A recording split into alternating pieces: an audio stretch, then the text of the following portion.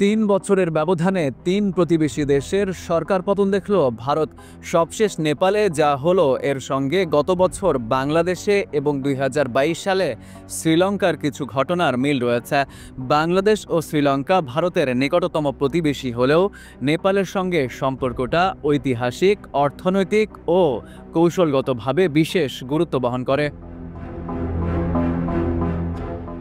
বিবিসির এক প্রতিবেদনে বলা হয়েছে, ভারতের সঙ্গে নেপালের সীমান্ত ১,৭৫০ কিলোমিটারেরও বেশি।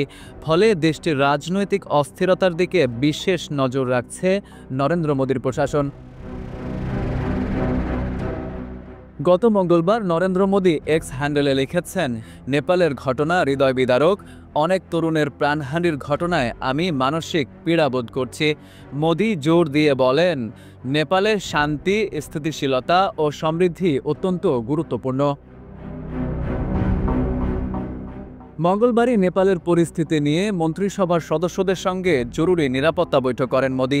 ২০২২ সালে বিক্ষোভের মুখে শ্রীলঙ্কার তৎকালীন প্রেসিডেন্ট রাজাপাকসে দেশ ছেড়ে পালিয়ে যান। আর দিল্লি সফরের এক সপ্তাহ আগে পদত্যাগ করলেন নেপালের প্রধানমন্ত্রী। দুটি ঘটনায় ভারতকে অপ্রস্তুত অবস্থায় ফেলেছে। ভারতের অবসরপ্রাপ্ত মেজর জেনারেল অশোক মেহতা নেপাল সম্পর্কে বেশ ভালো ধারণা রাখেন।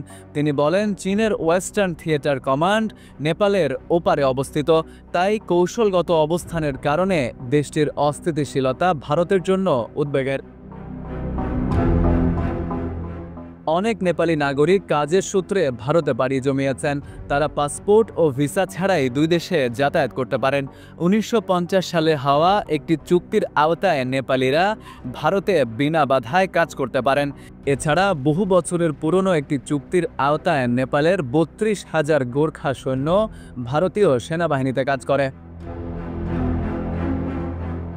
হিমালয়ের কৌশলগত অবস্থানের কারণে ভারত ও চীন দুই দেশই নেপালে প্রভাব বিস্তারের প্রতিযোগিতায় লিপ্ত। এ কারণে এশিয়ার এই দুই পরাশক্তির বিরুদ্ধে নেপালের অভ্যন্তরীণ বিষয়ে হস্তক্ষেপের অভিযোগ উঠছে। দিল্লির জওহরলাল নেহেরু বিশ্ববিদ্যালয়ের অধ্যাপক সঙ্গীতা থাপলিয়াল বলেছেন, নতুন সরকার বা নেতৃত্বের রূপ নিয়ে অনিশ্চয়তা থাকায় ভারতকে সতর্ক থাকতে হবে। ফরিদ ইউ আহমেদ, IBTV USA।